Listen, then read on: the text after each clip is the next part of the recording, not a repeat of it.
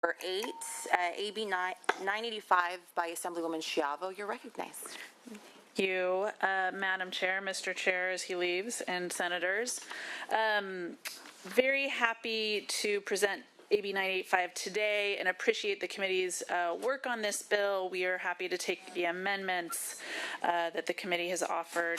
And, you know, just for folks who are not familiar, I know you are very familiar, but we have 90 acres of burning trash in our district at the Chiquita Canyon landfill that has tripled in size. It was 30 acres, and then earlier this year we found out it had tripled to 90 acres. That's 108 football fields of burning trash under the surface that is making our community sick and is expected to burn for 20 years or more.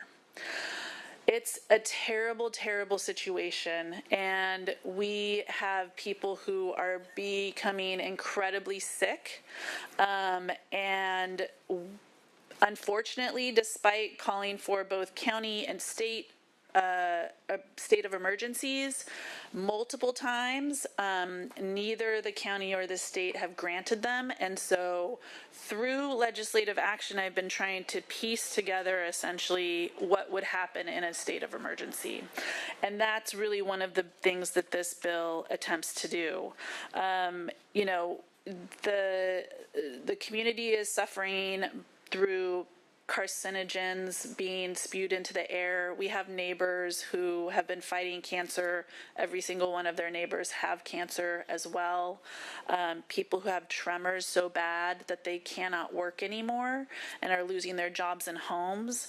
It is incredibly impacting people living in Valverde, Castaic, and even Santa Clarita nearby.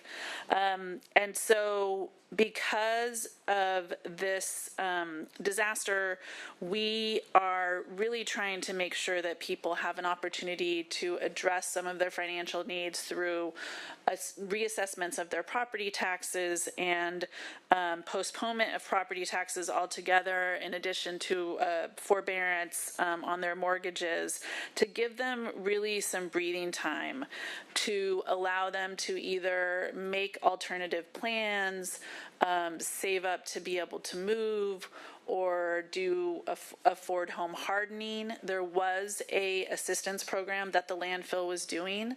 After a year, they just stopped it. And so neighbors are getting no relief and no support. They have to have their windows and doors closed 24/7. Air conditioners or heaters on all the time. Electricity bills have gone through the roof. People have had to redo their whole HVAC systems. And so it has been incredibly financially difficult for people, in addition to the health impacts that they're experiencing. We have a whole caravan of folks who are coming up next week, but we kept it light today. But not to be minimized, Miss Elizabeth Jeffords is here, who's a Castaic resident, who's been incredibly impacted by this, and very happy she was able to travel up from our district today to testify as well. Thank you, Elizabeth. You're recognized for 4 minutes. Thank you so much. Good day, Mr. Chair and Senators. Is it this guy? Put the Pull it button closer to you. It's on. It's on. Yeah. Hi. Thank you for having me. My name is Elizabeth Jeffords, and I am here on behalf of all the families and homeowners living in the homes surrounding the Chiquita Canyon landfill crisis. 5 years ago, I stood up on a beautiful tree-lined street in Castaic, and I thought I was looking at my forever home. My husband and I have worked our entire lives to move into this home, and I told him the minute we saw it, if we buy this house, I promise I will never ask you for a thing ever again. The house is perfect. Immediately after we moved in, things changed. A nightmare became and took over. I immediately became sick. I struggled to breathe daily, waking up with nosebleeds, burning eyes, fatigue, and soon vertigo so severe that I became bedridden. I saw a dozen doctors. No one can explain. It wasn't until Chiquita Canyon Landfill left a flyer on our door offering air purifiers that it became evident we were being poisoned by our air. I have been suffering with debilitating headaches, nausea, vision loss, even tooth loss from the tremors, internal tremors. But I'm not alone. My neighbors are very sick too. And it's not just from the toxic smells and the health risks, it's the financial burden. Being forced to live in an unstable and unsafe environment. Families are getting sicker every single day. Children can't get to school, can't play safe, they can't go to educate, and the parents can't even get up to take them to school. We're struggling to get to work. I've lost my job and my ability to work. And yet, these are the same families that are expected to keep up with the mortgage and property taxes in the homes we don't even feel safe to live in. AB 985 is a lifeline. It's not asking for a bailout. It's just asking for some breathing room. The bill allows homeowners who are suffering a financial hardship due to the landfill disaster a chance to regroup as a family without the real threat of losing their homes. It also gives them the dignity of proving that their hardship is in good faith, and believe me, this is something no one in this situation would fabricate.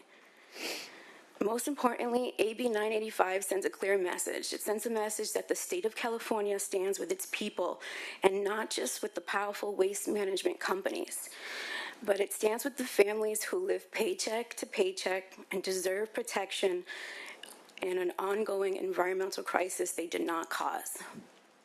We're asking for justice. We're asking for time. We're asking for the ability to stay afloat in the middle of this emergency.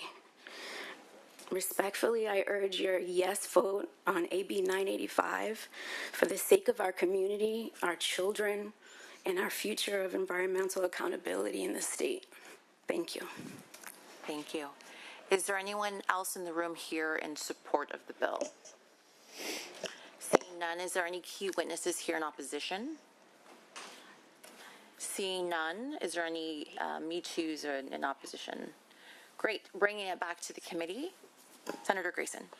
Thank you, Madam Chair. I want to applaud the author for bringing this bill forward, and it is an absolute for the Assembly member and also for a senator that's sitting on the dais here, an absolutely horrific, terrible situation.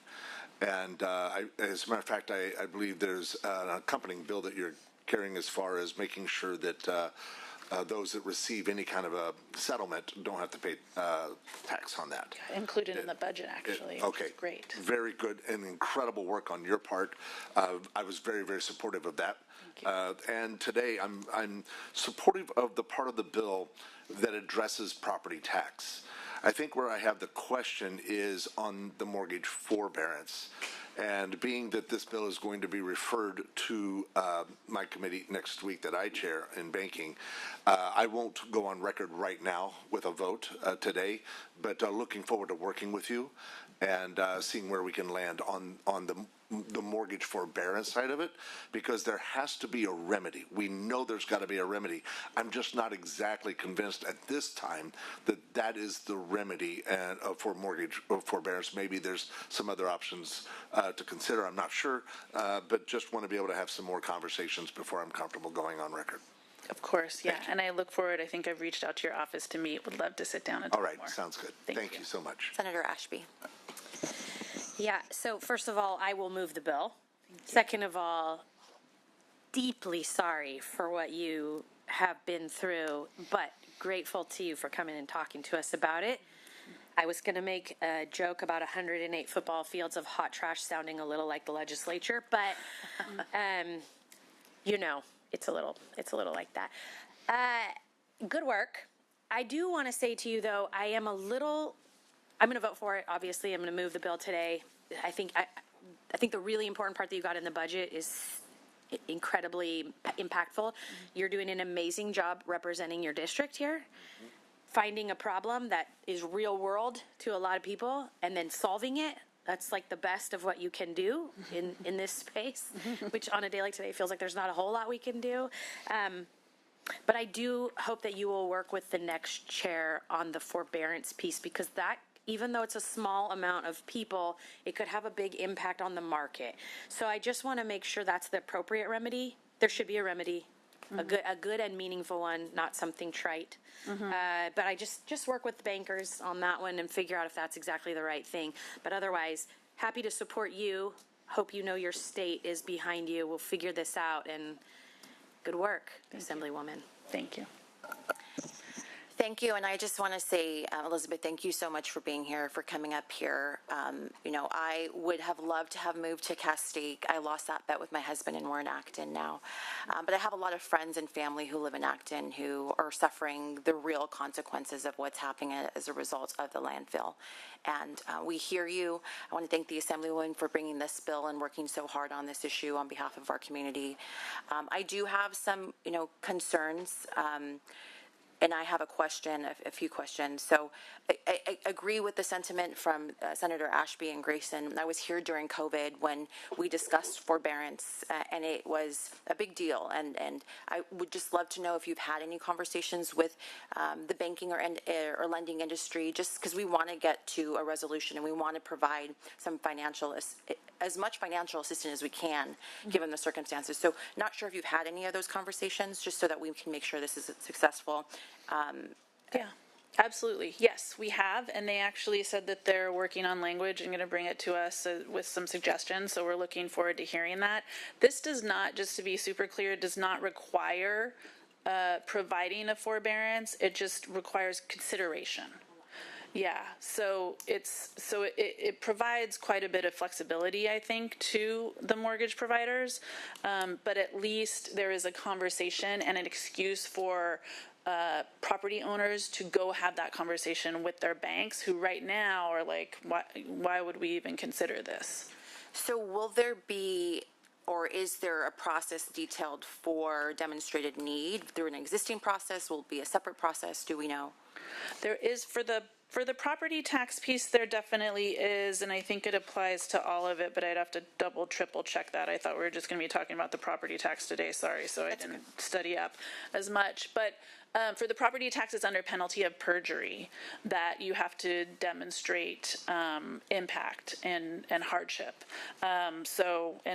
Happy to make sure that language applies to all of it if it's not clear.